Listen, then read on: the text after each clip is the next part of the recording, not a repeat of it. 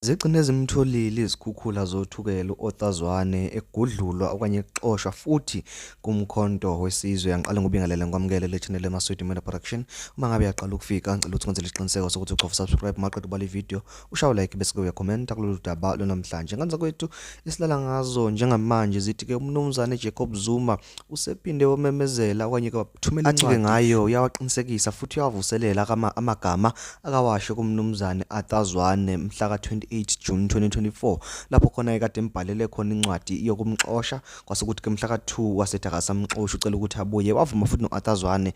Namhlanje ke 2 August 2024 usememezela ukuthi ke cha ngicela uhambe uphinde uyifunda ke leyo ncwadi ngiyaxosha njengamanje ke weOtazwane uthi ke wena umisleader iqembu njengamanje ke angikuxoshi nje esikhundleni sika SG weqembu, cha ngikuxosha eqenjini uqobo lwalo kusho ukuthi nje uAtazwane akasafunakala eqenjini lomkhonto wesizwe ngelithi ke umisleader iqembu lomkhonto wesizwe. Kanti ke ukukhumbuza ukuthi ke ngokuhlala nje esikhundleni sika SG kumkhonto wesizwe sekuxoshwe amahlandla ke amane, babili abaxoshwe ngaphambili kokuba xoshwa uAtazwane wabeke sexoshwa mhla ka 28 June njengoba ke sephinda namhlanje ke esexoshwa kuso ke futhi ke lesi sikhundla. Izathu ke isona ke lesi sokuthi ke umisleader iqembu ke lomkhonto wesizwe. Nganza kwethu iningi reshuffling yenzeka kuleli yaqembu asazi ukuthi kahle kahle ngempela ithini inhloso sithini ke structure salo leli qembu njengoba nje namhlanje umnumzane Atazwane ekseni bekade kumnandi hambe ke khuluma nabantu hambe khuluma ke nomphakathi khuluma ngendaba ke zeGNU kanti lizothi malishona nje kuyobe kase kunencwadi nje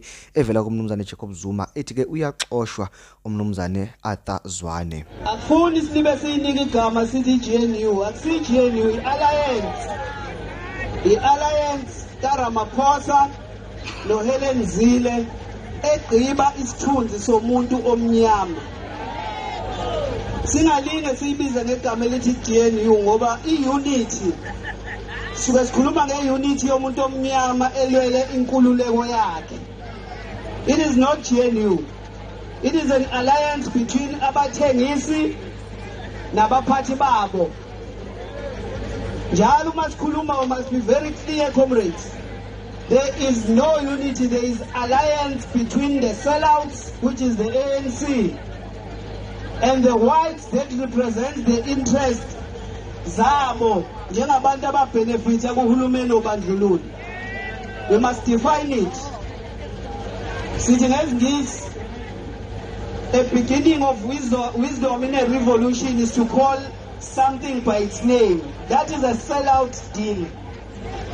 Funeka sibe clear njalo masikhuluma. Uma sibona bemile lapha behlangene beyibiza ngeGNU asibokwazi ukuthi abadayisi labo